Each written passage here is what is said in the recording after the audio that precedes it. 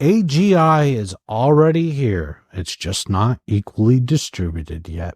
If you were to ask someone 10 years ago about what AGI would look like, they would have said ChatGPT 4 is what AGI would have looked like. And I could prove the point too. In fact, if you remember HAL 2000, it was a talking box that had control of the ship. And I'm not making an association between AI and HAL, but if that's what our society understood AI to be, that you talk to it and it carries out those instructions, then we already hit that with GPT-3. But here's the thing about the future. The closer you get to the future, the more the future seems to change, not so well defined. In fact, I might even argue the goalposts move forward over time. And that happens all the time in the startup world, where you have a clear idea about what your target market is and what your target work is, and you start working towards that goal, but market conditions change, things change, and so you have to adapt. That's why AI startups, or even startups in general, are so quick to pivot, because you don't have thousands and thousands of decision makers that have to sign off on a particular thing. Unfortunately, because you don't have that huge legacy supporting you, you need to make decisions all the time, especially in a startup, that aren't necessarily good for the medium to long term, but you don't know it, because in many ways you're scratching, clawing, scraping forward, trying to figure out the best way to not only retain customers, but also to grow. And so you end up with a situation of a 90% failure rate with most startups, unless they hit upon gold. Well, with AI, startups can quickly pivot to hit gold faster. And we see that with today's startups, which are leveraging AI, is that they are in many ways hitting gold faster, provided they're able to manage their costs. And that AI is smart. With the right control mechanisms, it's smart. And that's important, because even though AGI is here, AGI is very much like an infant. It can see things, but its training data is not very well focused. So you have a situation where, though it can see things, it needs to be trained over and over how to do these things, what to look for in order to get better and better at it. Because in many ways, the initial training data set that's been provided is lacking in many, many ways. And in other ways has been poisoned by bad actors. In fact, there was a whole black hat talk on how to poison AI training data, and I won't get much into it right now. But it has the side effect of making AI kind of act like a drunk toddler, particularly the AGI right now. But that hasn't stopped companies from adopting it. In fact, if you see last week's episode, I talk about them already deploying AI in the workplace. But AGI being here and present means quite a lot for the average person. It means ongoing job losses. That's what's going to happen. It's inevitable. If you want to know more about that, I will redirect you to last week's episode. I'm going to plug myself. Oh yeah, it's my own show. I can plug myself. It's going to lead to new opportunities, because people will then be free to do stuff. But it's also, in the meantime, it's going to unfortunately lead to some very painful situations. And I say painful because when people don't have money coming in, that's tough. Now, as a society, we do have some stopgap measures, which is unemployment insurance, which is going to see a massive uptick. Don't get me wrong. Until it gets better, it's going to get worse. So I just want to prepare you as my viewer that the pain is coming.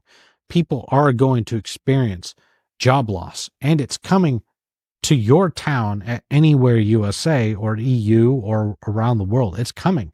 So being prepared for it is going to be key.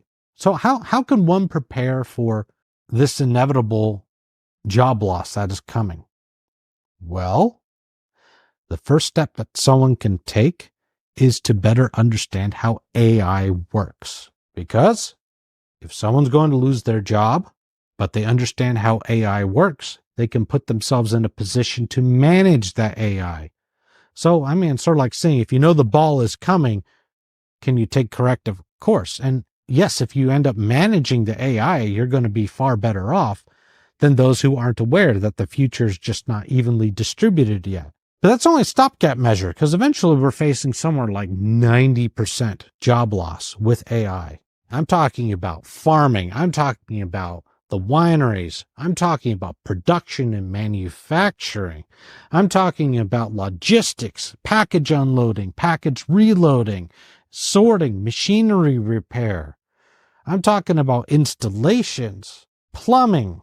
Yes, these fields that people thought were safe, even I thought were safe in the trades.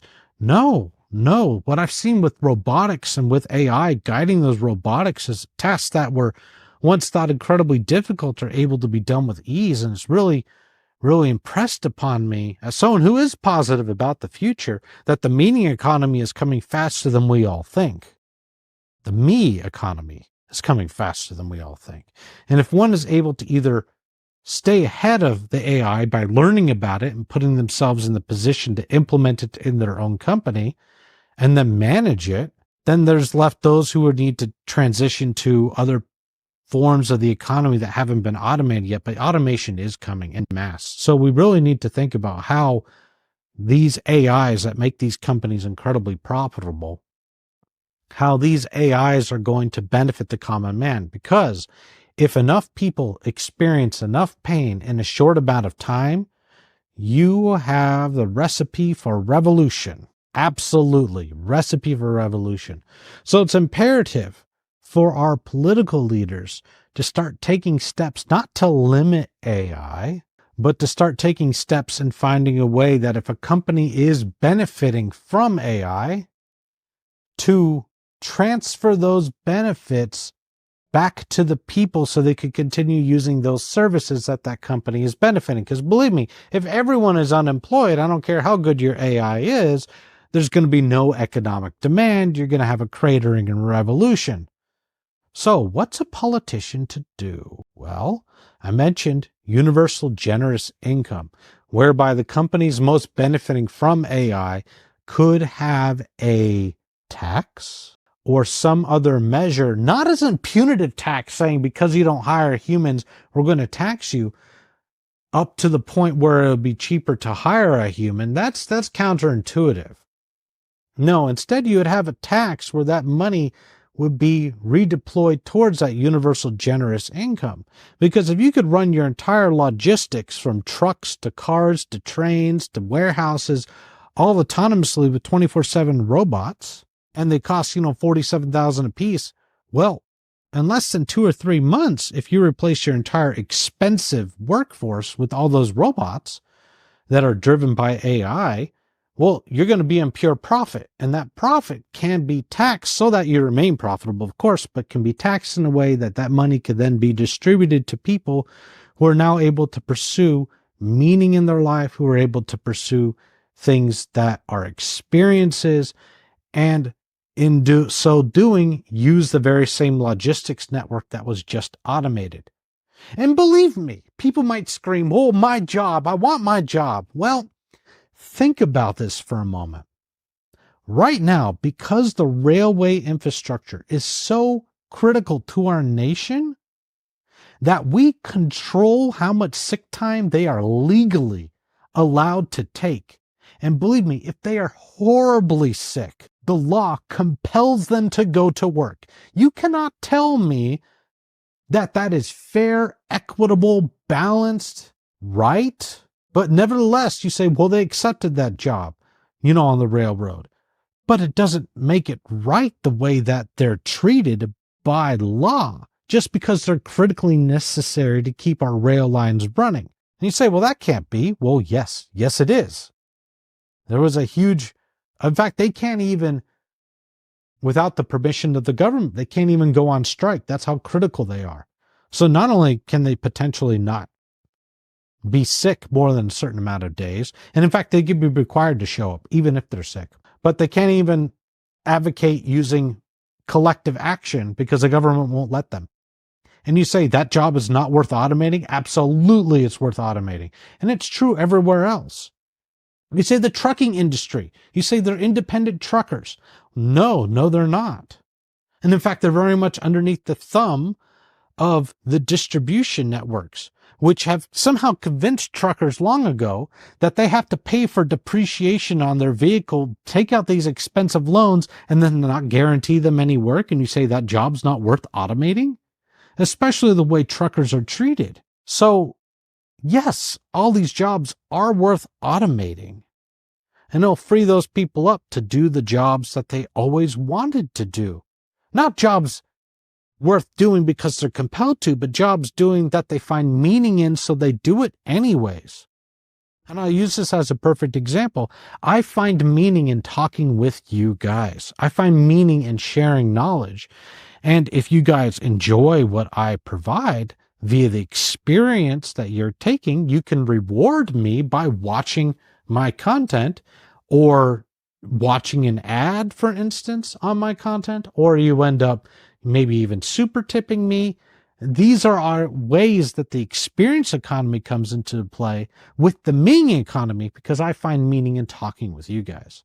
So with that, I will see you in the next week. Catch you later.